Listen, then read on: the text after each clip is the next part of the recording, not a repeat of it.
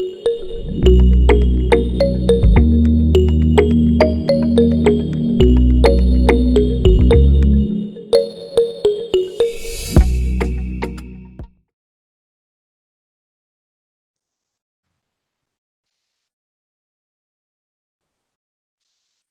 Ram, you go first. Yeah. Yeah, yeah. Maybe I'll go. Sorry. So there is a requirement that drivers should be able to see the pickup location and pickup schedule on the route, and then he can go to the customer. And in your data model, you have used master detail between location, account, and pickup schedule. So how will it work? How will drivers see the schedule, pickup schedule? Sorry. So the drivers need to see the pickup and the route. Right. So the routing information is available in the logistics systems, which is available through the mobile touch device, right? And even the pickups, which are individually on each one of on that route, is also available from the same system on that main, which is exposed essentially back as a pickup external object.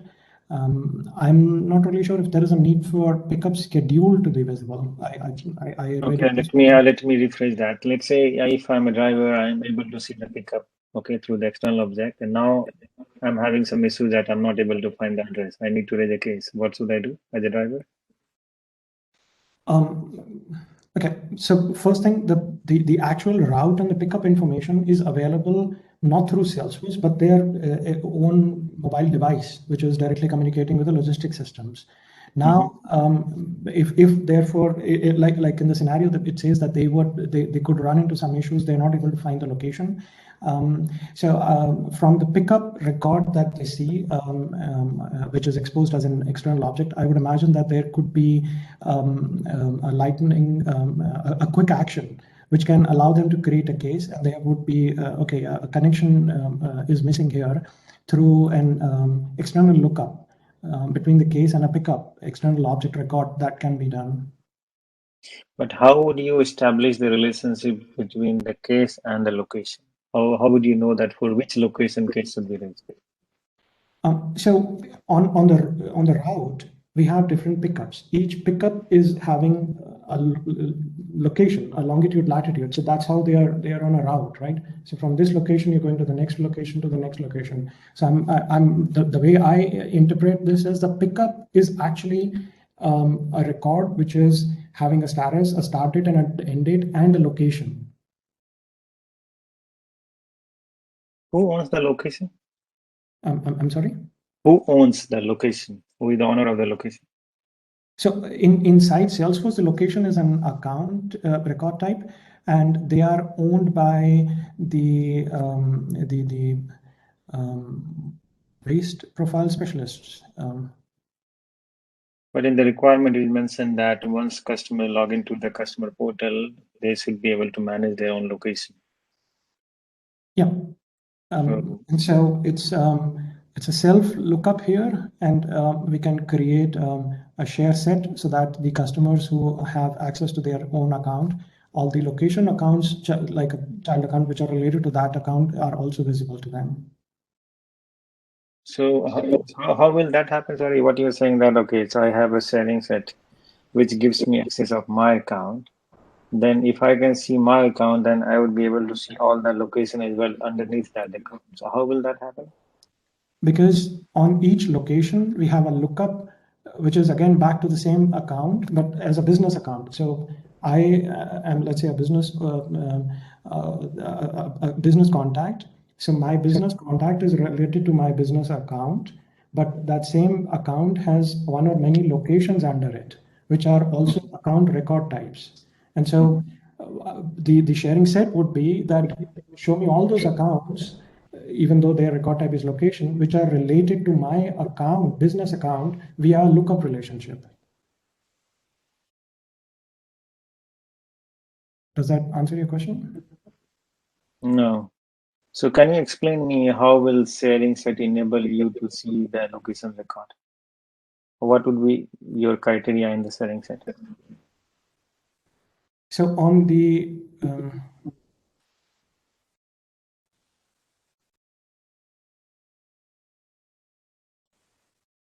So on location is also an account record. On that location record, we have a self lookup which ties the location to the business account. So it's like account to account. Yeah.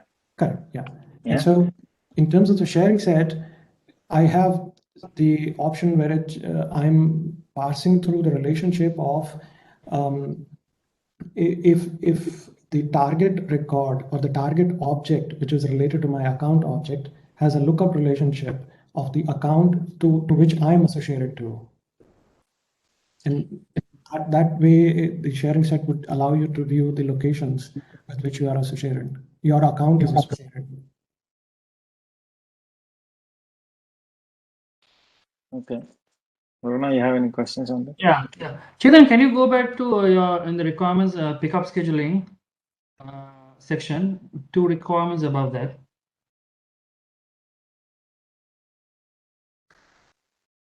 Yeah. Yes. G on the requirement number G. ECG. Yeah.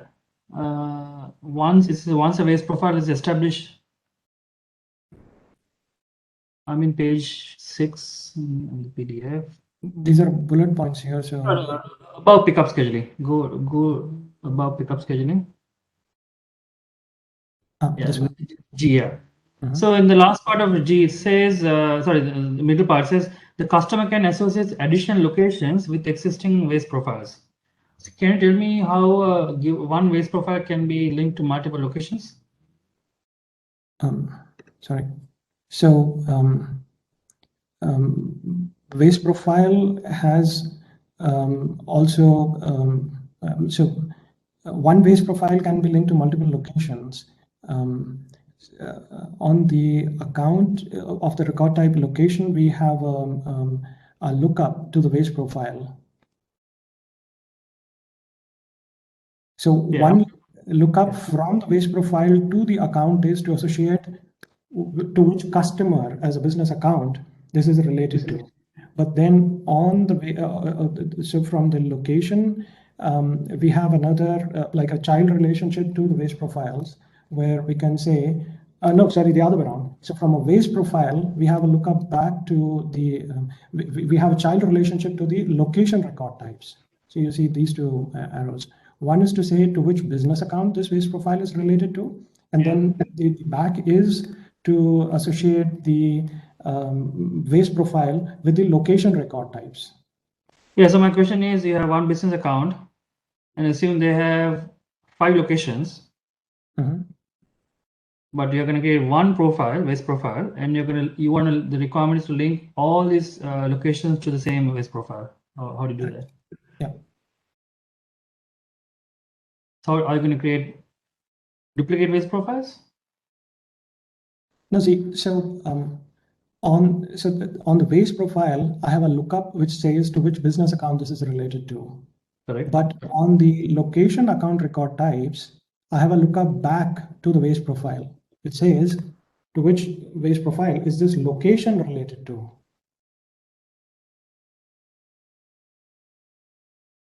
So you're saying for a given location, you can have only one waste profile? For a given location, you can have only one waste profile. No, otherwise, we have to repeat that and say location hyphen medical waste, location hyphen industrial waste. And that way, this one location can have 2 waste profiles also associated to it. So in that case, I would duplicate the location, yes. This is the requirement. Yeah, I think there's a requirement that says a location can have multiple waste profiles as well. Yeah, so in that case, I would repeat the location, yes. Is that optimum solution that you foresee? Well, I would imagine that otherwise we would need to separate the location as an object and then have a sort of like a junction relationship between the location and the waste profile so that one location can have multiple waste profiles associated with it. And what's the impact of that in the entire data model or front of you? Yeah, so if you answer in page number 4, section number 5, it says a customer may have one or more waste profiles for a given location.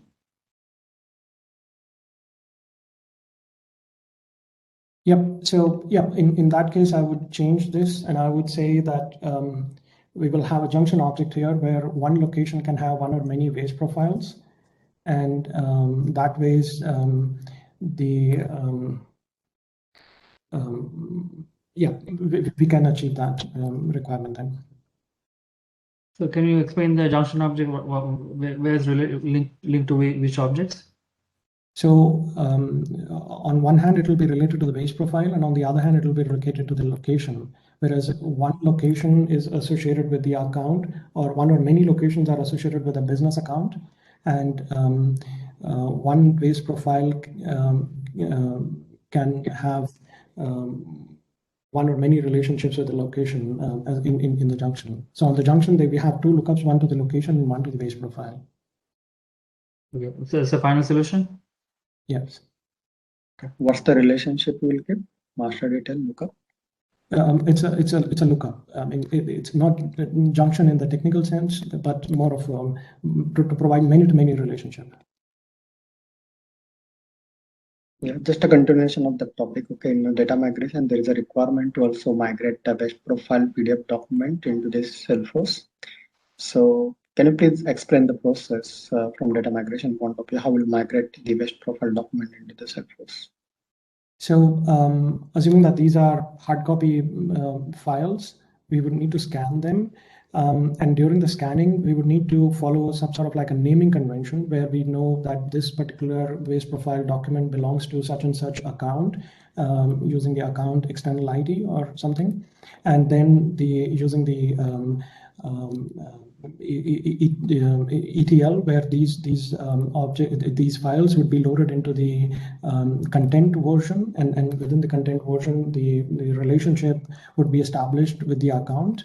So that's as per the file migration, as well as the other option is to create the waste profile records. And so for that, I'm proposing to use the something like a doc parser API, which can provide the information which is captured in the document in a digital form so that it can be translated in, or it can be transferred as records into the system. So what's the preferred solution? Both are needed. One is to have files from hard copy version into the Salesforce. Second is the records, as in like the information captured in the file as records as waste profiles. Okay. And can you just please explain where you are going to store those particular waste profile PDF documents? I'm assuming that we have enough file storage in Salesforce so that we don't need to use any external file storage capabilities. However, if that's not true, then I would imagine that these files are stored somewhere externally, and we can leverage Files Connect and use the external storage and connect them to using the Files Connect with the accounts in Salesforce. In which object we are going to store that one? Content version and content document links to establish the relationship between the account and the content version. Okay, so if account having a multiple location and multiple locations having a multiple waste profiles, so you're storing everything on a one parent account? No, we can associate the same with multiple different account content document links. Okay. So multiple records in the content document link where the linked entity is those different accounts to which this file is related to. Yeah, so we are going to connect with the account with the location record type or parent account. We can do both, as in like with the account, which is a business account, which is a separate account record ID, as well as a location, which is a separate record ID, whether it's in the location object or whether it's in the account object. Yeah. So as per this scenario, what would be your file management strategy, given you have the number of licenses available and everything? So what is your final answer, whether you're going to store in the external or in Salesforce file as per this scenario? I'm going to say, not to complicate it too much, I'm going to store them in Salesforce, and if need be, then we can buy additional file storage.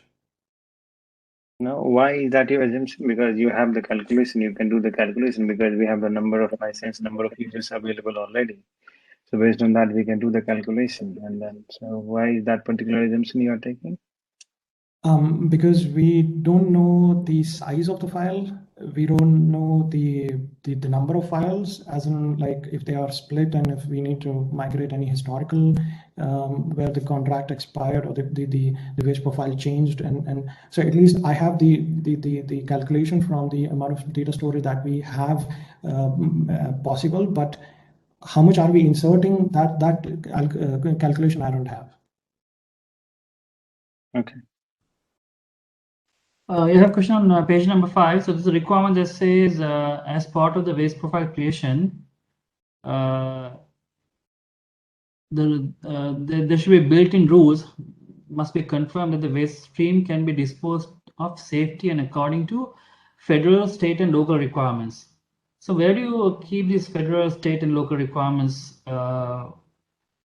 in order to create the waste profile? Maybe you can point me to in terms of the. Yeah, if it's on under first business process under sales and profile setup. Requirement number F for Frank, F1 as part of the F. That's one. Yeah, so as part of the, we have it as a screen flow, and the specific business or the federal or the state requirements, I'm assuming that these could be maintained as some sort of like a custom metadata where they from the screen flow could behind the scenes read from this custom metadata that if this particular type of a waste in this particular kind of state there are some specific information needed, and those information could be shown as additional screen additional fields on the screen, and therefore can be transferred onto the waste profile when the waste profile record is created. Okay, so on the follow-up, you said the waste profile is created when the contract is signed, right? At the time of as part of e-signature? Oh. At what point are you creating the waste profile? As part of the waste profile creation forms, no, there is no automation. So my understanding is, the way I understand is that the waste profiles are created manually. It's just that we have we would need to put some sort of like a validation in saying that the waste profile creation cannot proceed until the contract is signed. And so we can put that logic into the screen flow itself. But this waste profile creation, my understanding is it's a manual process. It's not automatic. Okay. So in the integration, it's actually regarding the identity. You talk about the Kerberos authentication and you are using the ping, right? So can you just explain actually how the Kerberos authentication works? So the way I would understand this thing is that there would be a configuration needed within your within the browser so that it can store the Kerberos token in the Kerberos tray or in the browser. And so then when a customer, when a user logs into his machine in the morning, a valid access token is saved in that Kerberos tray. Next, when the user tries to click on a deep link in Salesforce and is redirected to Salesforce login screen, Salesforce would detect that ping is the IDP here. So Salesforce would redirect the user to ping, and where the ping would validate if this is there is an active session. And if there is no, then no, sorry, there will be an active session because the user has already logged in. Ping would return back the user identity along which it would have extracted based on the Kerberos token that was passed in the redirect to ping as from Salesforce. And this way, ping would issue a SAML assertion, and Salesforce would validate that assertion and match it against a federated ID of a user, federation ID of a user, and log the user in. Okay, and where the Kerberos token gets stored on a computer? I believe in browser settings, browser cache. Okay. And just another continuation question. We are using a Service Cloud Voice, okay, and behind the scene it is having its own routing logic and all that, and you also have the queue for leads. So can you please explain how the whole routing logic, how that works? Who is controlling the routing logic completely? From integration point. I think I missed just one word. So yeah, I said we're maintaining queues. You said. Yeah, you have it in a solution somewhere, right? Okay, you are using the queues for a lead somewhere. Yeah. In the solution, in the first page, in the first solution itself. Yeah. So within Amazon Connect, we can define the workflow, as in like if the number originating from this and this location, in our example here, it's only US and Canada. Depending upon the call, we can prompt the user, design it in the IVR workflow, where the user is prompted to choose the language first, and then the kind of query that the user has, whether it's related to an existing location pickup or something, or whether it's a prospective customer who wants to do a new business. And then the rest of the logic would understand whether it's existing customer, so that it needs to send route this particular caller to the corresponding service agent, or to the agents who are allocated to receive leads. And so there are separate queues. And depending upon the choice that the caller has made, whether he's an existing customer or whether he's a prospective customer, the specific calls could be routed to specific queues, which are where these agents are part of, and they would be able to receive the call accordingly. Ram? Yeah, so another question. So if you can go to page number 5.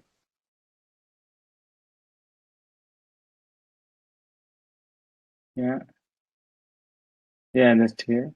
So here, line D, the one that you marked, the logistics system has the ability to notify external systems upon completion of the pickup and upon completion of the route. Customers may elect to be notified whenever either. So how would you notify the customer? How will this happen? Because you have stored the pickup in the external systems. So when the pickup will get completed, how will customer be notified if the customer has elected? So the upon completion of the pickup, the logistics systems could make I'm assuming it has the capability to make a push as well, rather than just a pull from the Mule API. But I'm assuming that it can do a push towards Mule. Mule can then accordingly, no, sorry. I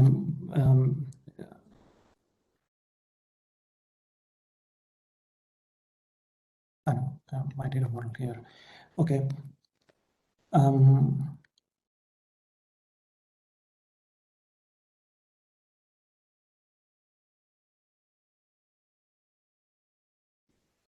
Just one second. Let me think about it.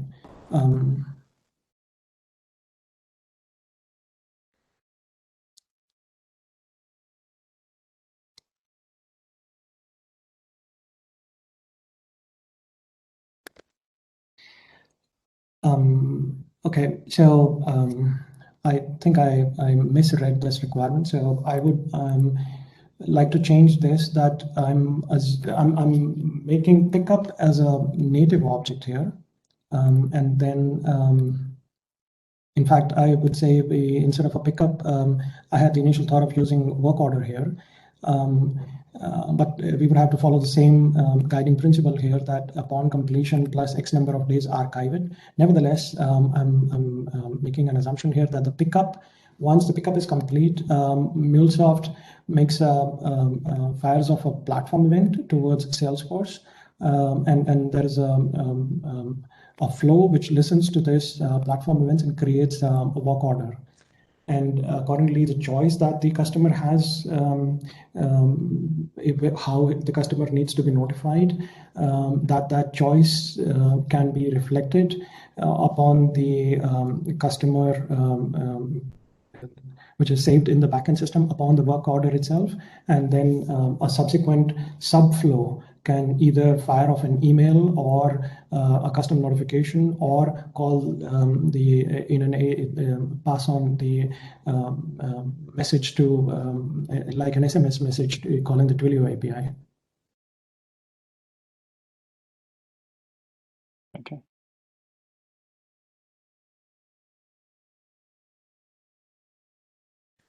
Arun? Yeah, so what would be the relationship again then now?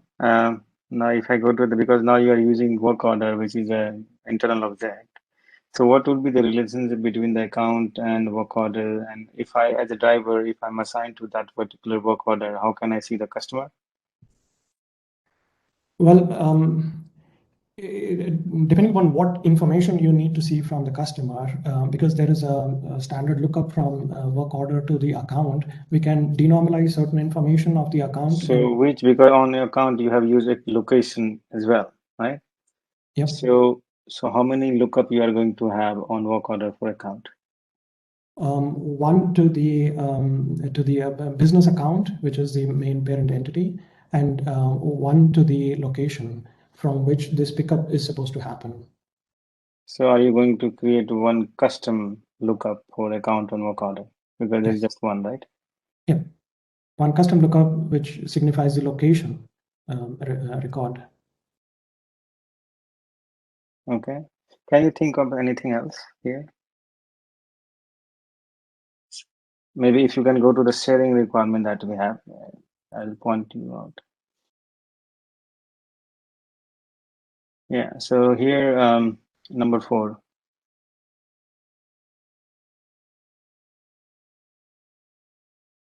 Driver should be able to view customer and pick up data of all customers on their routes. Yeah, it's. I mean, it says view customer and pickup data. And so if the pickup data, as in like what type of pickup this is captured as part of the fields on the work order itself, and whatever is the other customer information, I would imagine that we can bring it on to the work order through formula fields based on that lookup relationship.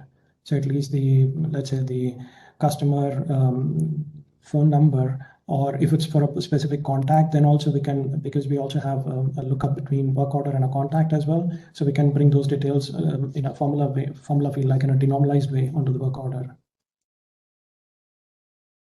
How can drivers see all the pickup data?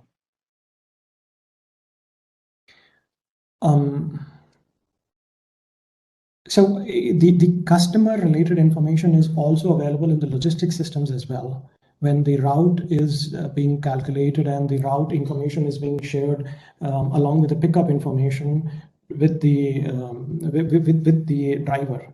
So when the driver is actually doing the pickups, he's only using the device that is given to him which is connected to the logistics system.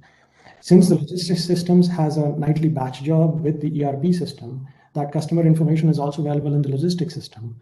And that could be used in the pickup record that the driver is seeing. Yeah, but driver also needs to create a case, and to create a case, driver needs to assign that case to a particular account, right? It Right. means the driver needs to have access of that account to choose that account when creating the case, right? So how will that happen in that way? And I have to apologize. I wasn't really too much going to the sharing because of the fact that I was only focusing on data and integration. Nevertheless, I would imagine that the accounts for specific drivers for which they have to pick up, assuming that they only have, they generally have the same route over a period of time, those drivers have access to the accounts through some sort of like a sharing mechanism, whether it's sharing into a group to all the drivers, or through some sort of like sharing rule, or through a custom sharing. Okay. Can you go to your data migration slide?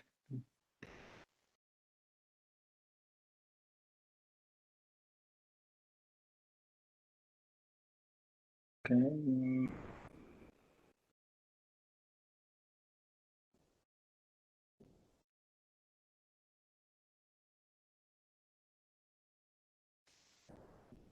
Here, which I forgot. In the meantime, Varuna or Vinay, if you have any question, you can ask. Yeah, I will Yeah, I ask can go. one. Yeah, Varuna, go. Can I go first, Vinay? Yeah. Yeah, Can you you go can to the go. integration side? Chetan? Yeah. Yeah. On integration number 4, can you explain to me the direction? So from Salesforce, we are calling an API. Oh no, sorry. Integration number 3.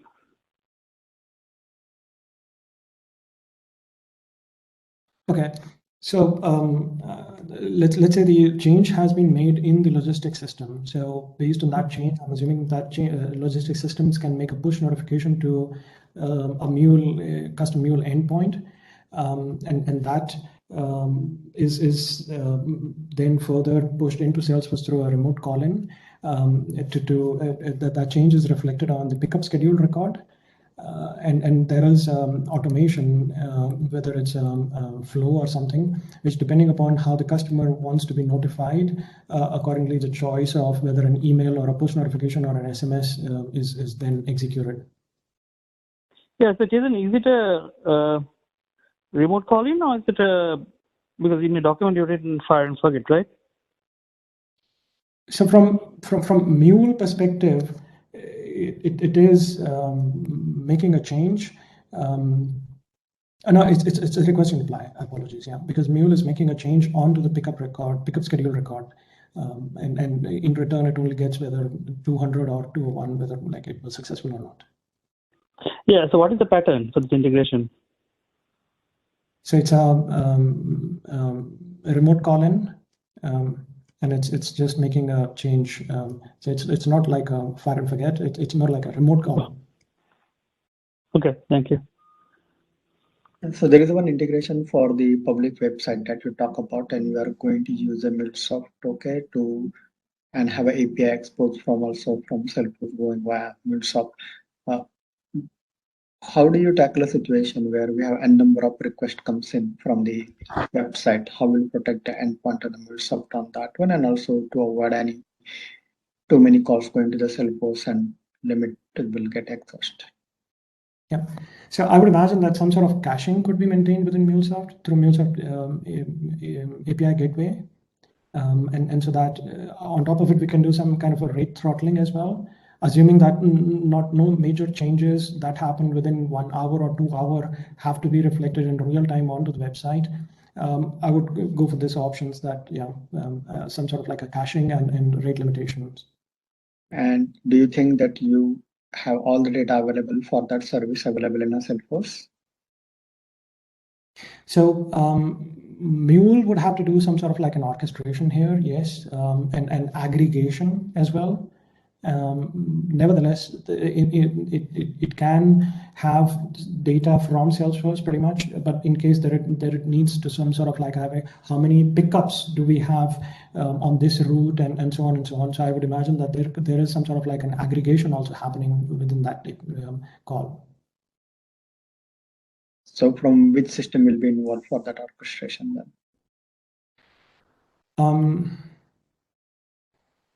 Well, so Salesforce and the logistics systems. However, thinking about it, like, and I get what you're pointing me towards.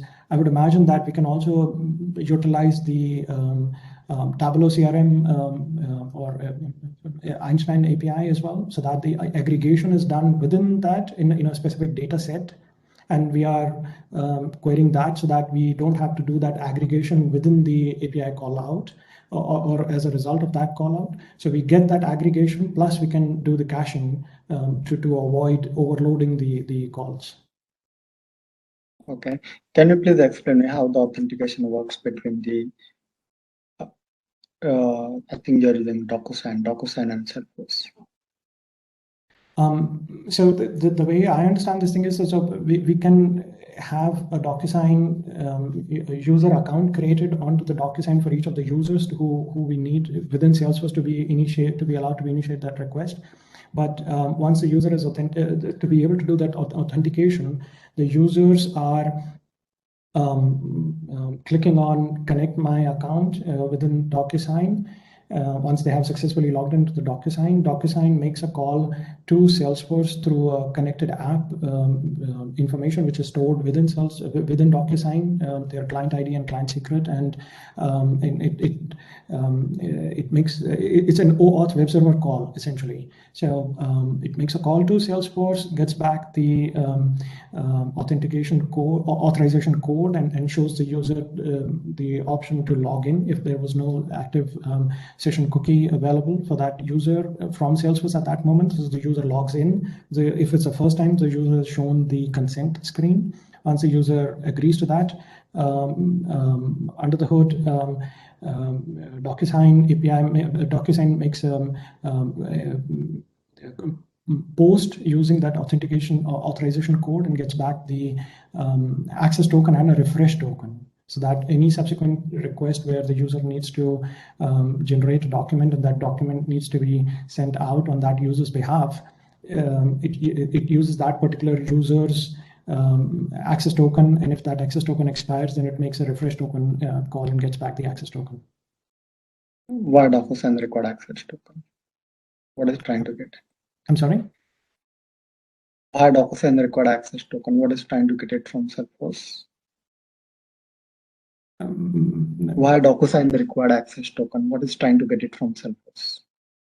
It's trying to get the information about the envelope, as in like based on the envelope configuration, it's trying to get the information, what documents should be attached to this envelope, who should be the receiver, and so on. Like the email address of the receiver, email address of the sender, that information needs to be available before it can send out actually that email with the, or however it needs to be sent out to the customer.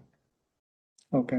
And one last question from my side. If you go into the security section of the scenario, I know that it is not a security scenario, but just have one question.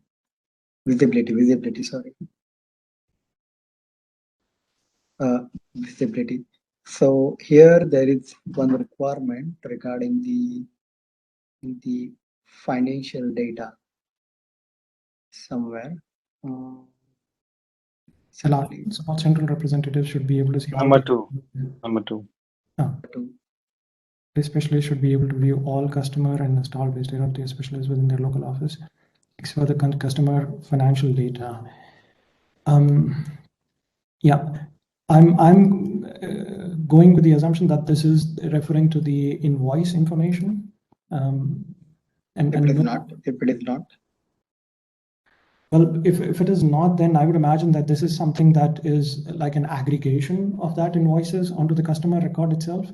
And there is no field level security onto that field. So within their office, except for base specialist should be able to view all customers and install base data for the specialist customers within their local office, except the field level security to ensure that aggregated financial information fields are not allowed, are not accessible by the base specialist on the account record. No, the requirements say that they can access the financial data, but not all the customers. They can see all the customers' data, but they cannot see financial data of all the customers. But they can still see the financial data of their own customer, where you would be the owner. Yeah, I would say still that we don't allow them through the field level security the access to that field. And then I would go with an option of having a Lightning component where the server-side controller queries the data without sharing and checks on the client side if the logged in user is the account owner and he should be allowed, then only those fields are shown in the Lightning component of that user. So it means you are not going to use the account page layout standard available from Salesforce. You're going to create complete custom LWC and all the related fields and everything around that one. No. So on the Lightning page, we can have different tabs. One of the tabs could be financial data, and within that, this Lightning component could reside and only show the information based on the logic which is in the Apex controller. Can we avoid customization and do it through the config? Right? Well, then we would need to make sure that we have a custom object there where these numbers are stored, and it's only shared with the account owners with using some specific sharing mechanism, like a specific sharing rule or a custom Apex sharing. So what is your preference? I would rather go with the option 1, which I said earlier. Then we don't need to have another object. Nevertheless, because then also we would need to keep the sharing up to date in one way or the other, whether it's in custom Apex sharing, then also we are maintaining the Apex sharing calculation effort. I would rather go with the Lightning component, because then the logic is there and it doesn't need to fire in terms of saving the records or anything. It's only from visual perspective that it fires the record, the controller class, and fetches the data and shows or not shows depending upon the logic.